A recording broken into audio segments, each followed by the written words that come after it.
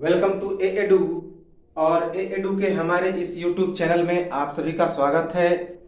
मध्यकालीन भारत के इतिहास में मुगल काल का यह हमारा सबसे अंतिम वीडियो होगा और मुगल कालीन प्रशासन का भी यह एक अंतिम वीडियो है। इसके बाद मुगल काल समाप्त हो जाएगी। तो चलिए हम लोग शुरू करते हैं मुगल कालीन प्रशासन को। और आज हम लोग मुगल कालीन प्रशासन में सैन्य बल जो कि पैदल सेना एवं विशाल सेना और कुछ अन्य सेना, उसके बारे में हम लोग देखेंगे। और साथ ही साथ जो फाइनेंस डिपार्टमेंट था, वित्त प्रशासन, उसे हम लोग देखेंगे। और उसके बाद कुछ इंपॉर्टेंट फैक्ट को देखेंगे और ये मुगल काल हम लोग समाप्त करेंगे, मुगल प्रशासन समाप्त करेंगे। इसके बाद मुगल कालीन आर्ट एंड कल्चर और स्थापत्य कला का एक सेपरेट वीडियो आएगा जिसमें हम लोग उसे पूरा देखेंगे, जो कि एक अलग से होगा। तो इसके बाद हम लोग एक बार फिर से मध्यकालीन भारत के इतिहास के में पीछे की ओर चलेंगे और सामंतों के बारे में अध्ययन करेंगे। और एक बार फिर से हम लोग शुरुआत करेंगे पूर्व मध्यकाल को। और फिर देखेंगे हम लोग सूफी आंदोलन, बहमनी साम्राज्य, और उसके बाद यह मध्यकालीन भारत का इतिहास समाप्त हो जाएगा। तो आज 90% हिस्सा जो है मध्यकालीन भारत के इतिहास का वह पूरा हो जाएगा। चलिए हम लोग शुरुआत करते हैं मुगलकालीन प्रशासन को और शुरू करते हैं सैन्य बल विशाल सेना से। तो मुगलकालीन प्रशासन में जो सैन्य बल था वह विशाल सेना एवं अन्य सेना से निर्मित था। तो सेना की सबसे बड़ी शाखा कौन सी थी? पैदल सेना। पैदल सेना सेना की सबसे बड़ी शाखा थी, अर्थात पैदल सेना सबसे ज्यादा थी। तो सेना की सबसे बड़ी शाखा पैदल सेना।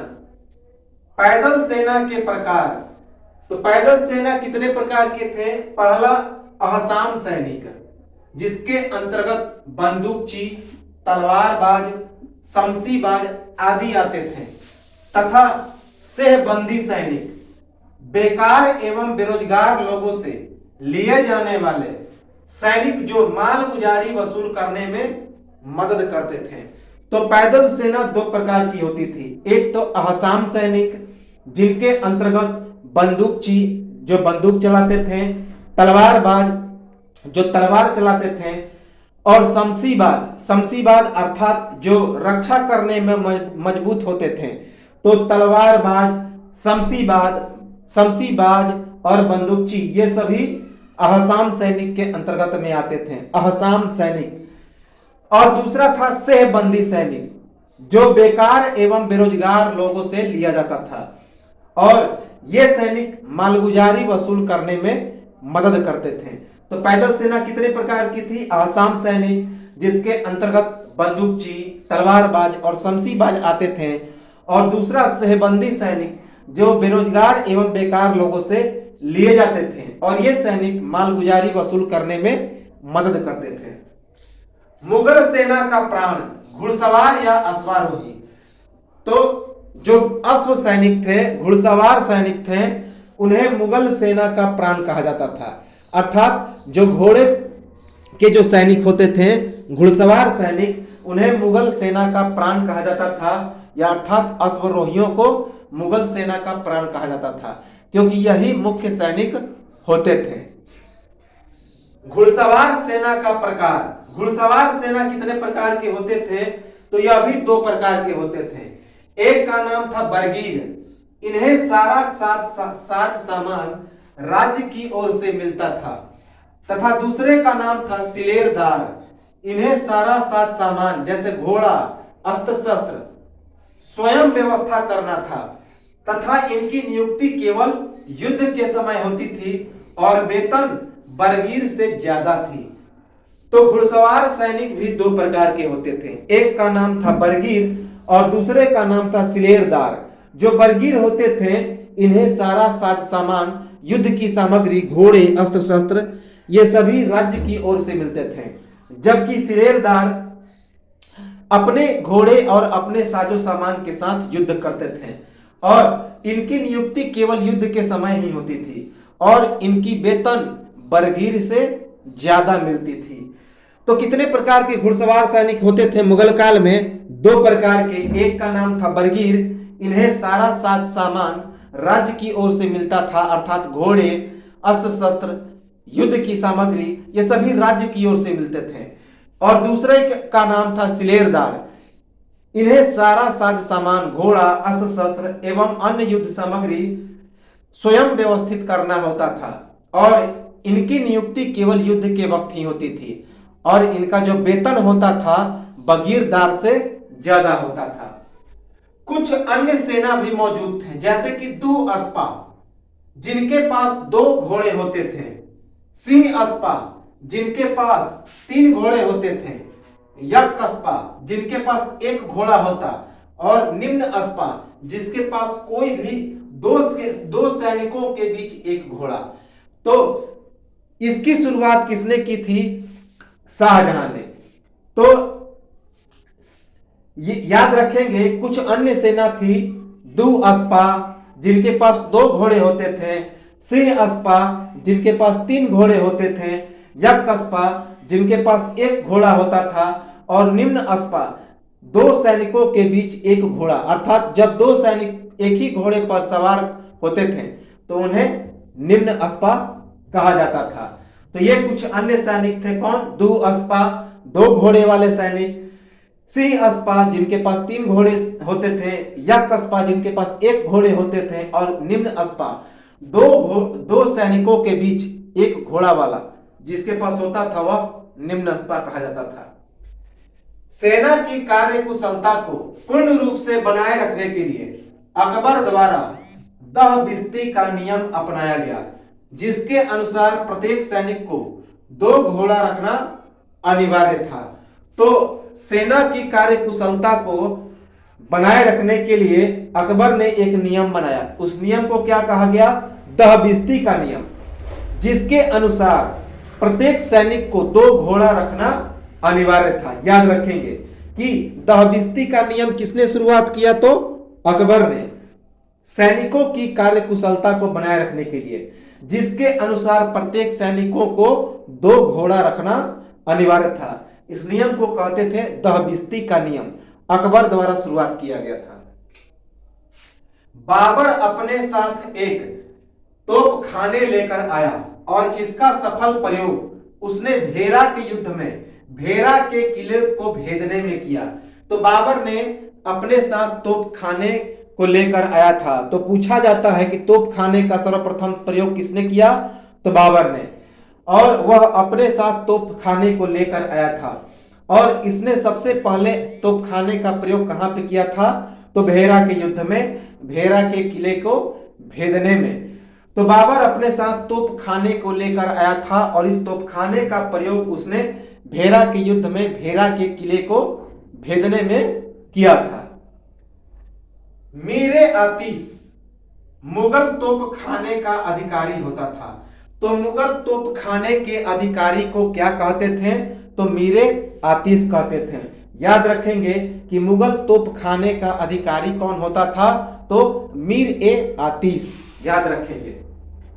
हस्ती सेना अर्थात हाथी का सेना, सेना में हाथियों का प्रयोग, यह हस्ती सेना कहलाता था, अर्थात हाथी का भी सेना होता था। हाथी सेना का प्रयोग प्राचीन काल से ही होता था, पर मुगल काल में इसके लिए कुछ अलग प्रबंध किया गया था। याद रखेंगे कि मुगल काल में हस्ती सेना अर्थात हाथियों के सेना का भी प्रयोग किया गया था।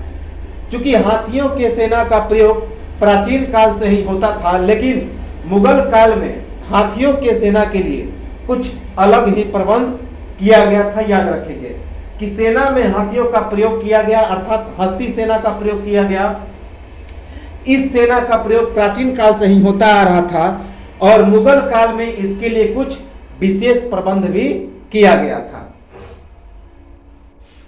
मुगल काल में नौसेना के लिए कोई सुव्यवस्थित संगठन नहीं था, क्योंकि मुगल साम्राज्य मूलतः स्थानीय था। तो मुगल काल में नौसेना का कोई व्यवस्थित संगठन नहीं था, क्योंकि याद रखेंगे अकबर सबसे पहले समुद्र का दर्शन किया था। कब? जब वह जयपुर के अभियान में उदय सिंह को पराजित किया था। तो पुर्तगालियों से मुलाकात किया वहां पे, तो उसके बाद हज जाने के लिए अपने मार्ग को सुनिश्चित किया था, तभी उसने समुद्र को देखा था। तो इसी कारण उसे नौसेना की जरूरत नहीं पड़ी। हाल तो उसी समुद्र को पार करने के लिए, समुद्र के रास्ता पर अभियान करने के लिए वहीं से थोड़ा बहुत नौसेना की शुरुआत हुआ अकबर के समय। तो मुगल काल में नौसेना के लिए कोई व्यवस्थित सुसंगठन नहीं था, क्योंकि मुगल साम्राज्य स्थानीय था। याद रखेंगे, वह जल से उसको कोई मतलब नहीं था। इसके जितने भी युद्ध हुए जल स्थल मार्ग पे हुए। अकबर के बाद मुगल बादशाहों में औरंगजेब ने नौ शक्ति की ओर ध्यान दिया। शाइस्ता खां तथा मीर जुमला ने इस क्षेत्र में महत्वपूर्ण योगदान दिया। तो औरंगजेब के बाद नौ शक्ति के क्षेत्र में अकबर के बाद औरंगजेब ने नौ शक्ति के क्षेत्र में सबसे महत्वपूर्ण योगदान दिया, क्योंकि अकबर ने शुरुआत कर दी थी थोड़ा बहुत नौसेना को बनाने के लिए, लेकिन औरंगजेब ने इसे कुछ स्तर पर बनाया था। तो अकबर के बाद बादशाहों में औरंगजेब ने नौशक्ति की ओर ध्यान दिया और इसमें शाइस्ता खां तथा मीर जुमला ने सबसे महत्वपूर्ण योगदान दिया। याद रखेंगे, यही मीर जुमला था जिसने शाहजहां को कोहिनूर हीरा भेंट किया था। तो शाइस्ता खां और मीर जुमला ने नौशक्ति के क्षेत्र में सबसे महत्वपूर्ण योगदान दिया। औरंगजेब ने जंजीरा के सीढ़ियों तथा मोपला लोगों के सहयोग से एक शक्तिशाली नौसेना तैयार किया था। तो जंजीरा की सीढ़ियों और मोपला के सहयोग से औरंगजेब ने एक शक्तिशाली नौसेना तैयार किया था। जो मोपला थे वे केरल के क्षेत्र में एक जनजाति थे।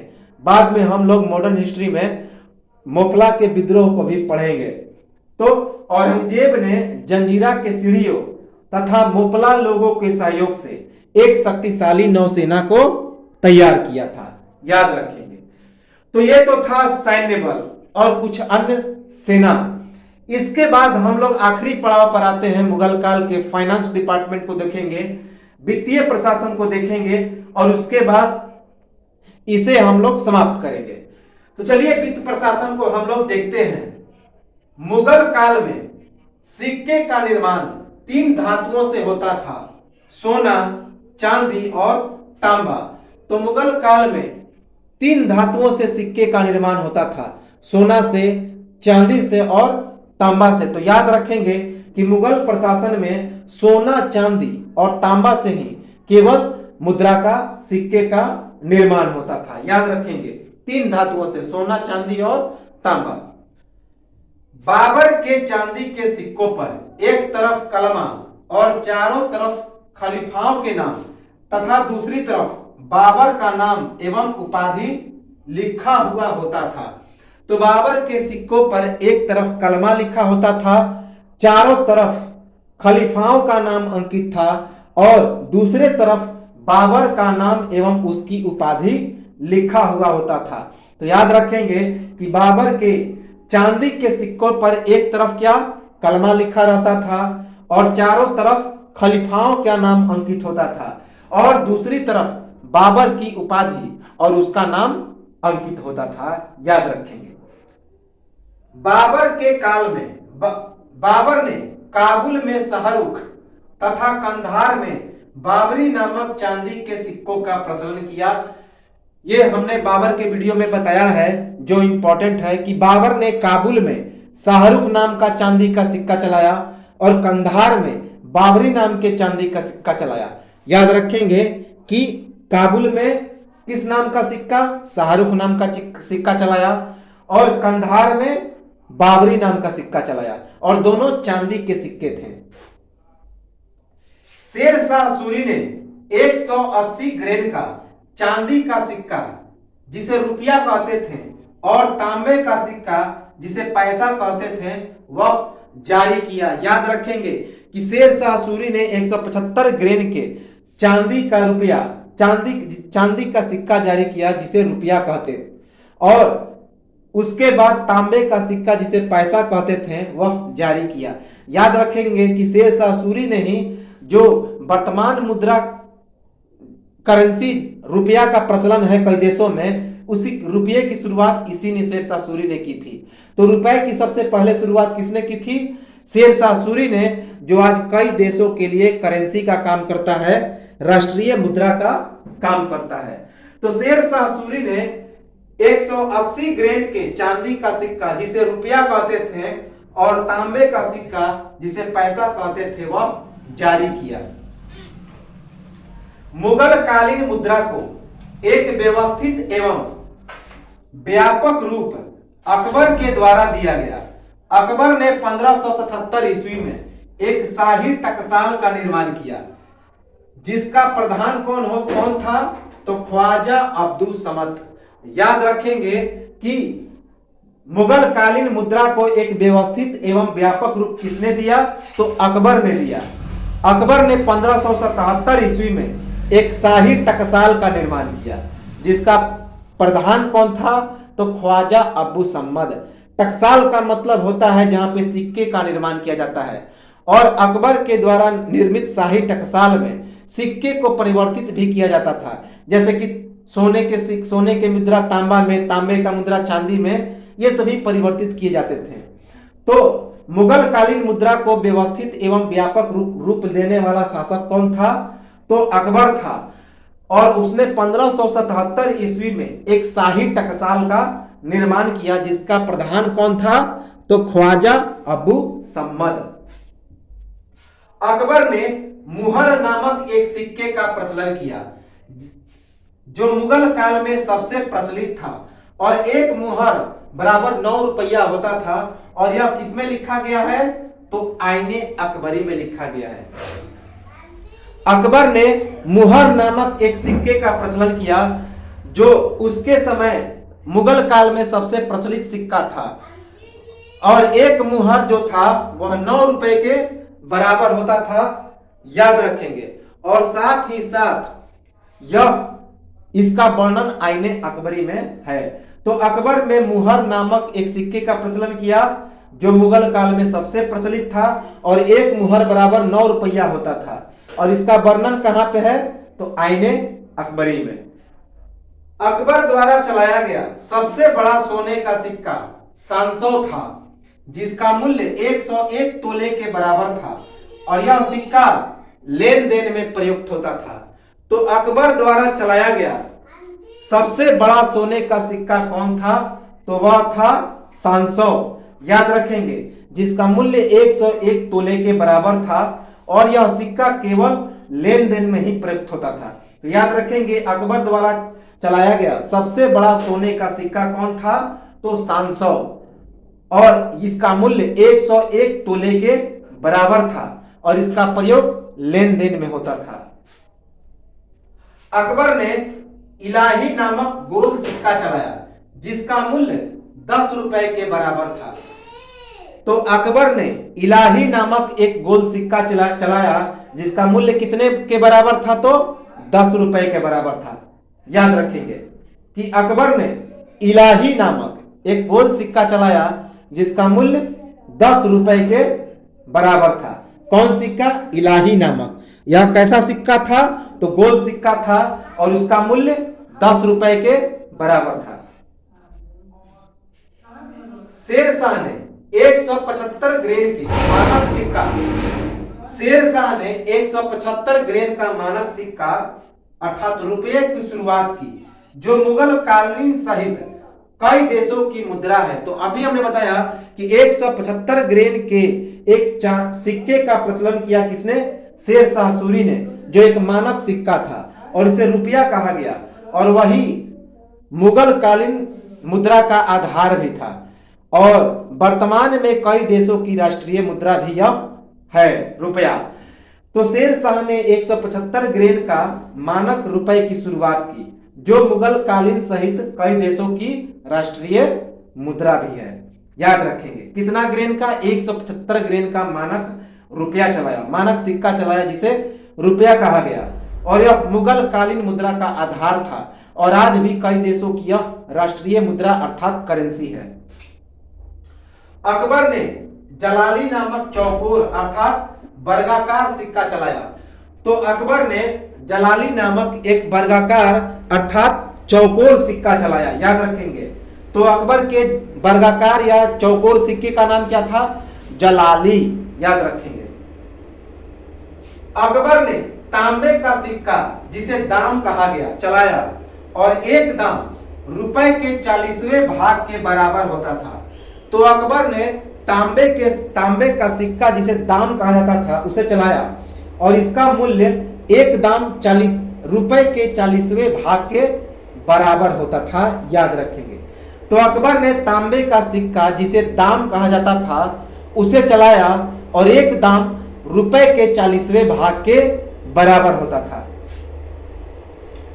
मुगल काल में तांबे का सबसे छोटा सिक्का जीतल जिसे फुलुस या पैसा कहा जाता था होता था, जिसका प्रयोग केवल हिसाब किताब के लिए होता था तथा सिक्कों के रूप में इसका कोई अस्तित्व नहीं था। याद रखेंगे कि मुगल काल में तांबे का सबसे छोटा सिक्का जीतल जिसे फुलुस या पैसा भी कहा जाता था होता था और इसका प्रयोग केवल हिसाब किताब के लिए होता था तथा सिक्कों के रूप में इसका कोई अपना अस्तित्व नहीं था। याद रखेंगे कि मुगल काल में तांबे का सबसे छोटा सिक्का कौन था? जीतल जिसे फुलुस या पैसा कहते थे और इसका प्रयोग केवल हिसाब किताब के लिए होता था और सिक्कों के रूप में इसका कोई अपना अस्तित्व नहीं था। अकबर ने अपने कुछ सिक्कों पर देवनागरी में राम सिया लिखवाया तथा राम और सीता की मूर्ति बनवाई। तो अकबर ने अपने कुछ सिक्कों पर राम और सीता की मूर्ति बनवाई और राम सिया लिखवाया। ये अकबर के वीडियो में हमने बताया है। तो अकबर ने अपने कुछ सिक्कों पर राम और सीता की मूर्ति बनवाई और राम सिया लिखवाया था। 1616 ईस्वी तक रुपए का मूल्य 40 दाम के बराबर था, लेकिन 1627 ईस्वी के बाद इसका मूल्य 30 दाम के बराबर हो गया। तो 1616 ईस्वी तक रुपए का मूल्य जो था वो 40 दाम के बराबर था, लेकिन 1627 ईस्वी के बाद इसका मूल्य 30 दाम के बराबर हो गया। तो याद रखेंगे कि 1616 ईस्वी तक रुपए का मूल्य 40 दाम के बराबर था, लेकिन 1627 ईस्वी के बाद इसका मूल्य 30 दाम के बराबर हो गया। कितने दाम के बराबर? तो 30 दाम के बराबर। जहांगीर ने निसार नामक एक सिक्के का प्रचलन किया जिसका मूल्य रुपए के 1/4 के बराबर था तथा जहांगीर ने ही दाम और रुपए के बीच आना की शुरुआत की। आना नामक सिक्के का प्रचलन किया। इंपॉर्टेंट है, जो हम लोग अपने पूर्वज में सुने हैं 4 आना 5 आना, तो इसकी शुरुआत जहांगीर ने की थी। तो जहांगीर ने निसार नामक एक सिक्के का प्रचलन किया जिसका जो मूल्य था रुपए के 1/4 के बराबर था और जहांगीर ने ही दाम और रुपए के बीच आना नामक सिक्के का प्रचलन किया। तो याद रखेंगे, जहांगीर ने निसार नामक एक सिक्के का प्रचलन किया जिसका मूल्य रुपए के 1/4 के बराबर था और जहांगीर ने ही दाम और रुपए के बीच आना नामक सिक्के का प्रचलन किया। कि कौन सा सिक्का? आना। औरंगजेब के शासनकाल में सर्वाधिक सिक्के की ढलाई हुई थी।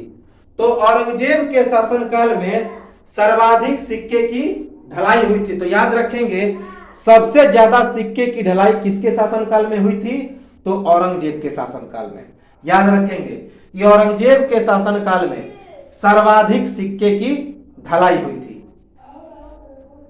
अबुल फजल के अनुसार 1575 ईस्वी में सोने के सिक्कों को ढालने के लिए 4 टकसाल, चांदी के सिक्कों को ढालने के लिए 14 टकसालें तथा तांबा के सिक्कों को ढालने के लिए 42 टकसालों का निर्माण किया गया और टकसाल का अधिकारी क्या कहा गया? दारोगा।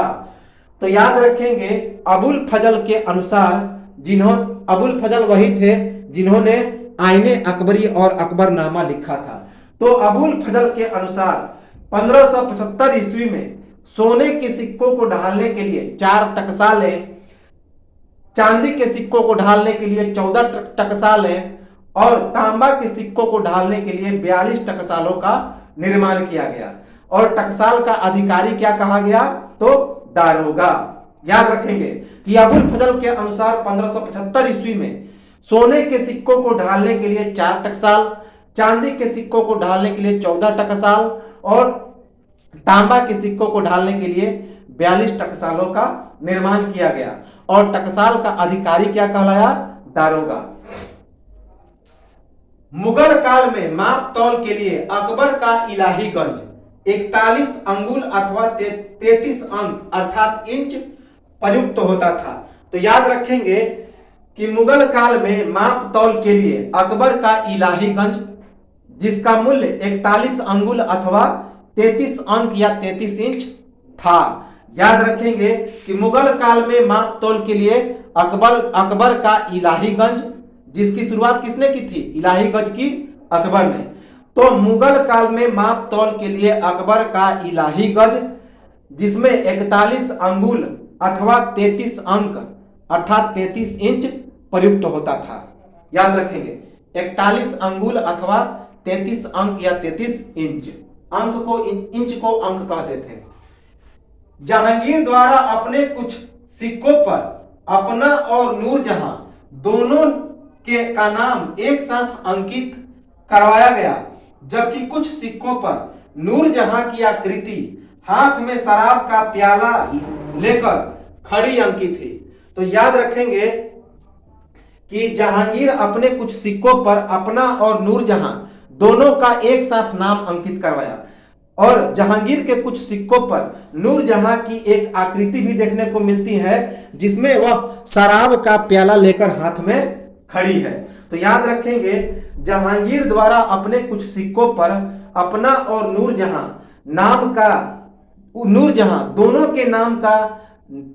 दोनों का नाम एक साथ अंकित करवाया, जबकि कुछ सिक्कों पर नूरजहां की आकृति हाथ में शराब का प्याला लिए खड़ी अंकित है। याद रखेंगे कि जहांगीर द्वारा अपने कुछ सिक्कों पर अपना और नूरजहां दोनों का नाम एक साथ अंकित करवाया गया, जबकि कुछ सिक्कों पर नूरजहां की आकृति हाथ में शराब का प्याला लेकर खड़ी अंकित है। बुहार नामक नाप तौल की शुरुआत किसके द्वारा की गई? तो अरब व्यापारियों द्वारा।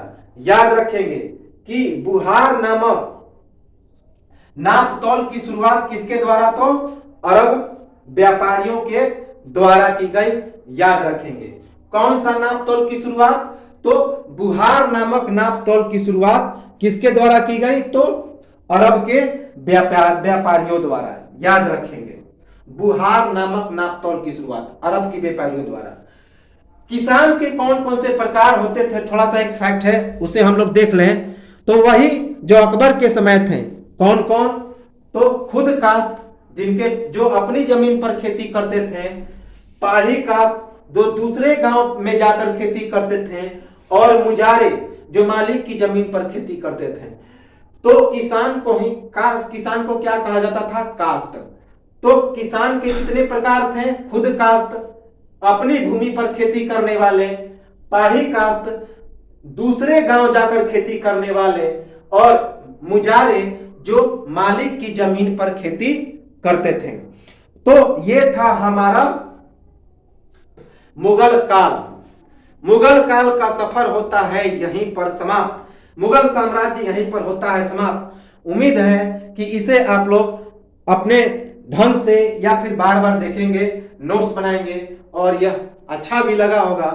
तो अब हम लोग एक बार फिर से मध्यकालीन भारत के इतिहास को शुरू से प्रारंभ करेंगे और चलेंगे पूर्व मध्यकाल में, और जो कुछ जिससे कम प्रश्न आते हैं, जो 10% हिस्सा हमारा मध्यकालीन भारत में बच गया है, बहमनी साम्राज्य, विजयनगर साम्राज्य, सूफी आंदोलन, उसके बाद कुछ जो उत्तरी भारत के शासन थे उनको। तो मिलते हैं हम लोग अगले वीडियो में। एक स्क्रीनशॉट ले लें और लाइक शेयर सब्सक्राइब और कमेंट करें। तब तक के लिए नमस्कार।